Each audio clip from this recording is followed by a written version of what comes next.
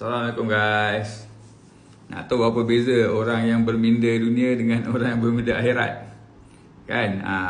Cerita dia mudah je. Orang berminda dunia ni dia buat kerja-kerja dia untuk kepentingan dunia lah, untuk ganjaran dunia. Tapi orang akhirat ni dia buat kerja-kerja, perbuatan dia berfikiran berlandaskan akhirat.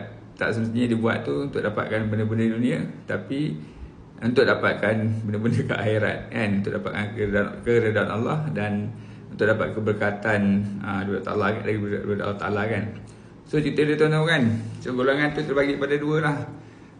Senang cerita macam ni je. Kalau kita dengar orang tu dia cakap aku hebat, aku yang buat itu ini, kan. Semua benda ni kerana aku, kan. Akulah yang belajar gila-gila hingga mendapatkan dapat 9A SPM, kan. Aku yang belajar gila-gila hingga dapat 4 flat, kan.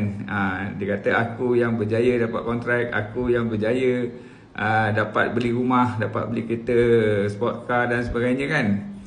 Itu sebenarnya tuan-tuan dan puan adalah tanda-tanda orang yang berfikiran dunia, kan. Kenapa tuan-tuan? Sebab orang yang berfikiran Allah, berfikiran akhirat ni, kan, yang bermotifkan atau berobjektifkan akhirat, dia tak ada aku, tuan-tuan. Dia buang aku tu, kan. Dia keluarkan daripada diri dia. Yang ada dalam diri dia hanya Allah Ta'ala. Maksudnya dia tak akan mengaku diri dia hebat. Dia akan kata semua ni berlaku, kan, dengan izin Allah. Dia boleh usaha tapi ketentuan tu pada Allah. Jadi orang yang sebegini, kan, dia tak akan mengakulah dia hebat. Dia tak akan mengakulah dia terror ke apa benda-benda, tak ada. Sebab dia akan cakap di hujung cerita dia akan bertapis tuan-tuan. Dia tapiskan dengan insya-Allah. Dia tapiskan dengan Alhamdulillah. Dia tapiskan dengan Masya Allah. Dia tapiskan dengan Subhanallah. Dia tapiskan dengan semua benda-benda lah atas ingatan pada Allah Ta'ala.